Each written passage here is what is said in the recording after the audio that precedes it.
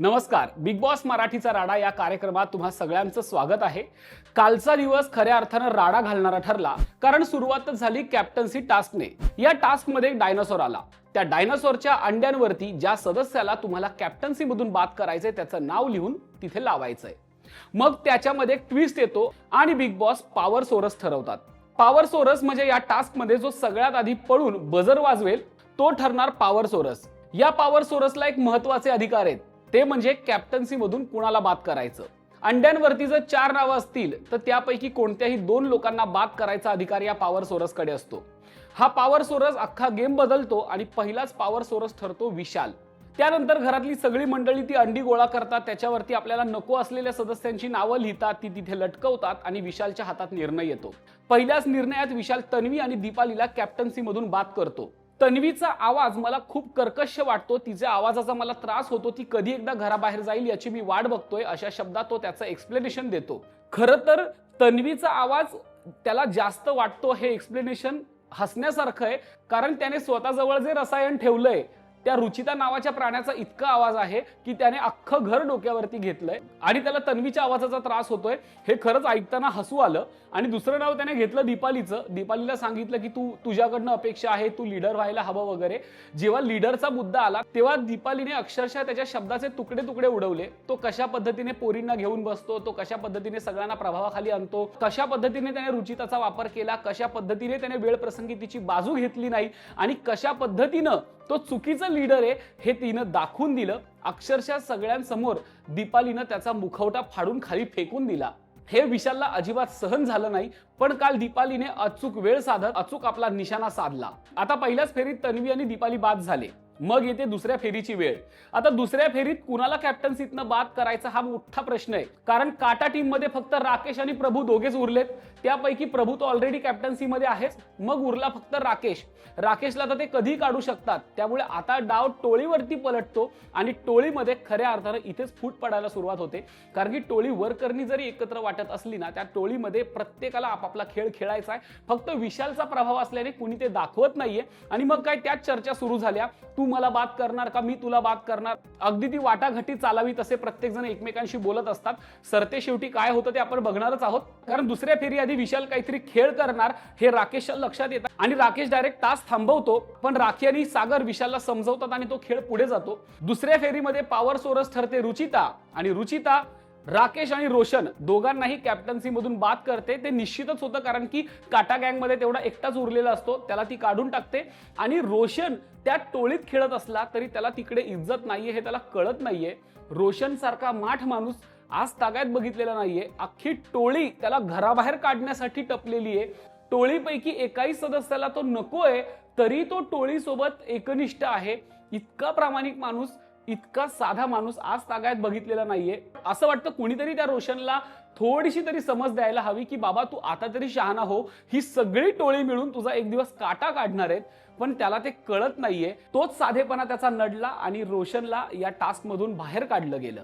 यावेळी पुन्हा एकदा रुचिताचा संयम सुटलेला पाहायला मिळाला। राकेशला बात करताना ती नको नको ते कारण देते, अगदी तुला पांगळा केलाय, तू लंगडा केलायस, तुझे पाय छाटलेत, तू पाळण्यातच झुलतोय, तुला लोक झुलवतात, अक्षरशः कानाला त्रास देणारे हे शब्द ती राकेशला वापरते। खरं तर राकेश खूप जेंटलमॅन आहे, अगदी वेगळ्या पद्धतीने तो खेळ खेळतोय। अशा घाणेरड्या पद्धतीचे शब्द आणि ते घाणेरड्या पद्धतीने उच्चारलेलं त्याला सहन होत नाही।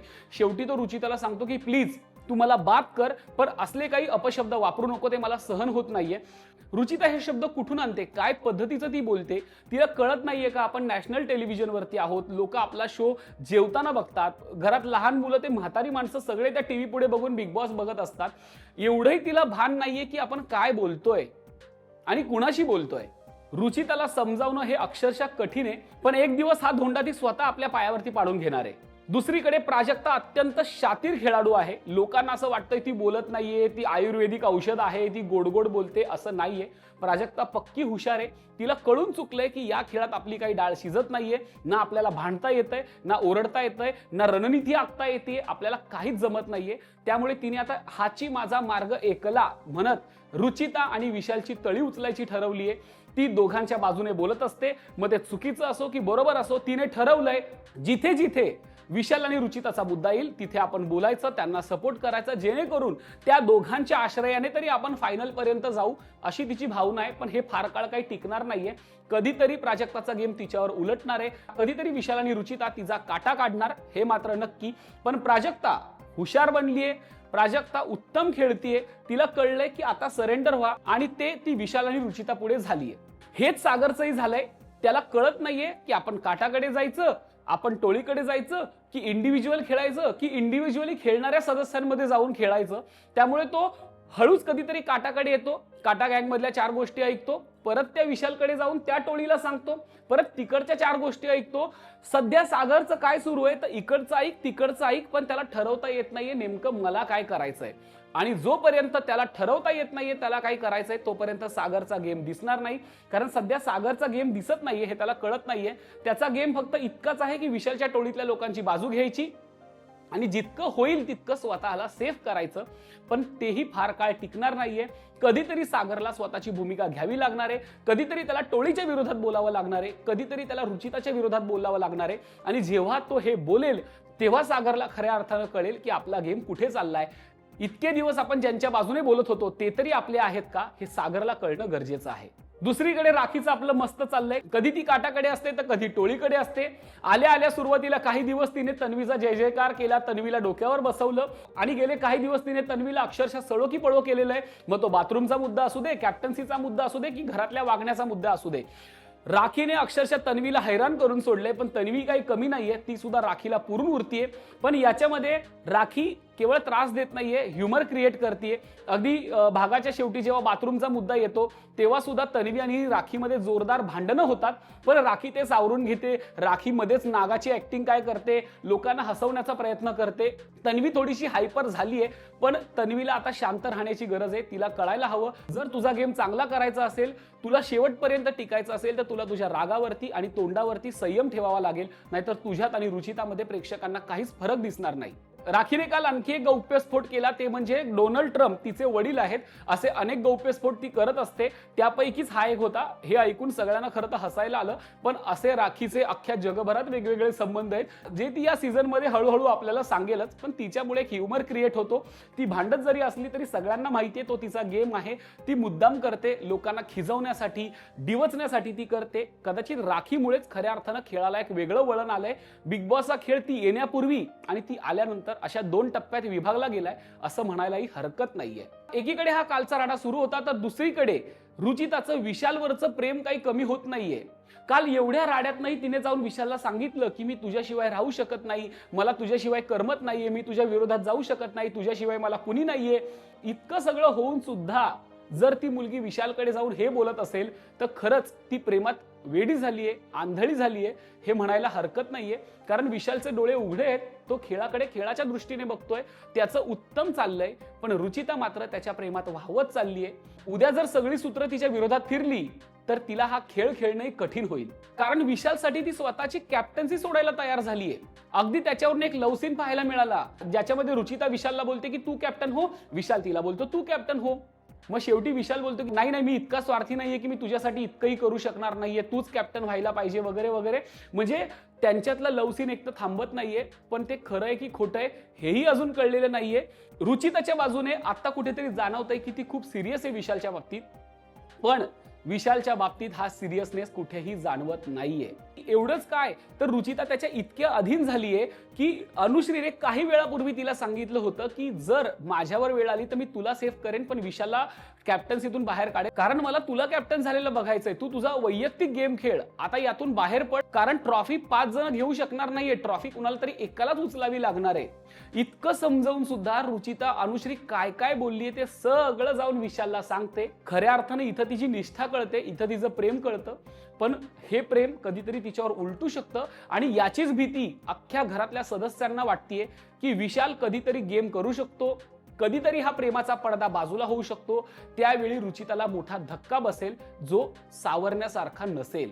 नंतर कॅप्टन्सीचा तिसरा राऊंड येतो, ज्याच्यामध्ये पॉवर सोर्स रोशन ठरतो. रोशन ठरल्याप्रमाणे विशाल आणि प्राजक्ताला बाद करतो. प्राजक्ताचा खेळ दिसत नाही असं सांगतो, तर विशालची काही कारणं देतो, ज्याच्यामध्ये पुन्हा एकदा रुचिता आणि त्याच्या नात्याचं कारण समोर येतं. विशाल त्याला काउंटर करतो, पण रोशनलाही कुठेतरी विशाल आणि रुचिताचं नातं खटकतंय. त्यांच्या जे काही सुरू आहे ते त्यालाही कुठेतरी खोटं वाटतंय असं कालच्या बोलण्यावरून तरी जाणवलं. त्यांच्याच टोळीतले लोक त्यांच्याविषयी बोलतायत यासारखी दुर्दैवी गोष्ट नाहीये. अनुश्रीला ते खोटं वाटतंय, रोशनला ते खोटं वाटतंय, पण अजूनही रुचिताचे डोळे उघडत नाहीयेत. या टास्कमध्ये टोळीमध्ये फूट पडते, कारण विशाल बोलता बोलता बोलून जातो की माझ्या टोळीमध्ये सगळे स्ट्रॉंग आहेत, सगळे इंडिव्हिज्युअल खेळतायत, पण हे अनुश्रीला कुठेतरी खटकतं आणि ती मध्ये पडते. ती बोलते, जर तुला असं वाटतं टोळीमध्ये सगळे स्ट्रॉंग आहेत तर तू प्रत्येकाला इंडिव्हिज्युअली खेळून का देत नाही, प्रत्येकाने तुझं ऐकावं असं तुला का वाटतं. यावरून अनुश्री विशालला चांगलंच ऐकवते. तू माझ्याविषयी काय बोललास, चुगलीमध्ये मला काय दाखवलं गेलं, हा सगळा पाढा ती वाचते. तुला मला टोळीतनं काढायचंय हेही मला कळलंय.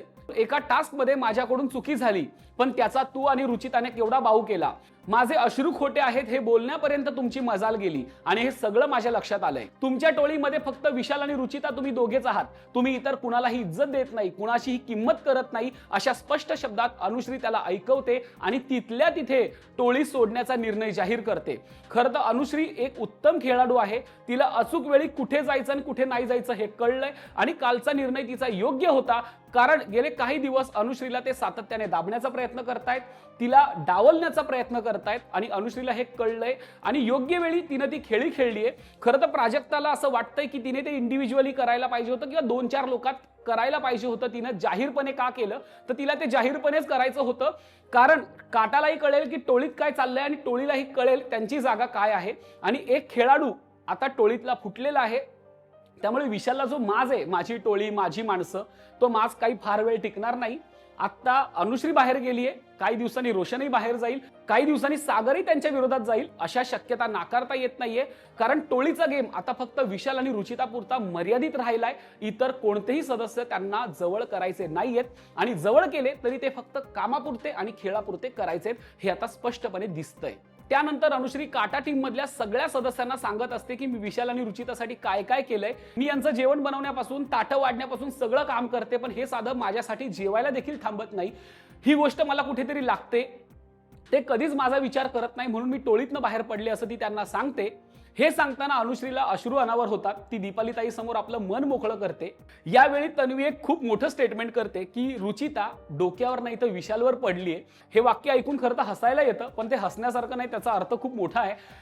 कारण खरंच गेले काही दिवस रुचिता आंधळ्यासारखा खेळ खेळते, ज्यातून तिला बाहेर पडण्याची गरज आहे. या सगळ्या खेळामध्ये कालच्या दिवसामध्ये एक गोष्ट लक्षात आली की प्रत्येक फ्रेम मध्ये सागर दिसतोय. सागर काटाच्याही लोकांमध्ये, सागर टोळीच्याही लोकांमध्ये, सागर अनुश्री सोबत सुद्धा आहे. सागर जिथे जिथे गप्पा घडतायत, जिथे जिथे चर्चा घडतायत, त्या सगळ्या चर्चांमध्ये सागर आहे. पण सागर स्वतःचं मत देत नाहीये. दिलं तरी तो सावधपणे देतोय. येत्या काळात सागर काहीतरी गेम करू शकतो किंवा सागरचा हा गेम त्याच्यावरतीच उलटू शकतो असं वाटतंय. या दिवसाच्या शेवटी प्रभू, अनुश्री आणि रुचिता हे कॅप्टन्सीचे उमेदवार ठरतात. बिग बॉस त्यांना रील कोलॅबरेशनचा टास्क देतात. सगळ्यात जास्त कोलॅबरेशन मिळवणारा सदस्य आता कॅप्टन होणार आहे. कोण कॅप्टन होणार आहे हे बघण्यासारखं आहेच, पण त्याही आधी लवकरच भाऊचा धक्का येतोय. त्यामुळे भाऊच्या धक्क्यावरती आता कुणाची कान उघडणी होणार याची सगळ्यांना उत्सुकता लागली आहे. या आठवड्यात रुचिताला शोर शॉट शिव्या पडणार आहेत, कारण या 6 दिवसात तिने इतके वाईट आणि घाणेरडे शब्द वापरलेत की त्याचा पाढा रितेश नक्कीच वाचणार. काही अंशी तन्वीला सुद्धा बोलतील, कारण कॅप्टन्सी तिने चांगली निभावली, पण काही गोष्टींसाठी ज्याचा इश्यू करायचा नव्हता त्याचा तिने तो केला. त्याच्यावरून आकांत तांडव केला, स्वतःलाही त्रास करून घेतला आणि घराचाही व्हॉल्यूम वाढवला. त्यामुळे तन्वी सुद्धा या आठवड्यात टार्गेटवरती असणार आहे. आणि विशाल आणि रुचिताला सुद्धा रितेश काहीतरी बोलतील हे मात्र नक्की, कारण गेल्या काही दिवसात दोघांचाही संयम सुटत चाललाय. काल तर विशाल रुचितापुढे बोलला की अनुश्री टोळीतनं गेली तरी मला काही फरक पडत नाही, भाडमध्ये गेली ती काय उखाडणार आहे ती माझं, अशा शब्दात काल विशालने आपलं मत व्यक्त केलंय. याच्या आधी त्यानं दीपालीला सेल्स गर्ल म्हटलं होतं. आता अनुश्री विषयी अपशब्द वापरलेले आहेत. विशालचा नेमका खेळ काय आहे, त्याचे शब्द काय आहेत, त्याला बोलायचं काय हे आता सगळ्यांच्या लक्षात येतंय. विशाल हा कदाचित मराठी बिग बॉस साठी बनलेला नाहीये असंही कधीतरी वाटतं. विशाललाही आपला खेळ सावध करायची गरज आहे. विशालला सध्या जे काही वाटतंय माझी टोळी सगळ्यांवरती भारी पडू शकते, तसं नाहीये. येत्या काळात हीच टोळी विशालच्या अंगाशी येणार आहे हे मात्र नक्की. आता कोण खेळ पलटवणार हे बघण्यासारखं आहे. जाता जाता तुम्हाला एक प्रश्न आहे की सागर आणि प्राजक्ताची सावध खेळी तुम्हाला आवडतीये का, की त्यांचा गेम त्यांच्यावरतीच उलटणार आहे असं तुम्हाला वाटतंय, हेही आम्हाला कमेंट करून सांगा. आणि विशाल आणि रुचिताच्या नात्याविषयी नेमकं काय वाटतं, रुचिता चुकतीये का असं तुम्हाला वाटतंय का, हेही कमेंट करून नक्की कळवा. आणि पाहायला विसरू नका बिग बॉस मराठीचा राडा, फक्त राजश्री मराठी शोबजवर. धन्यवाद.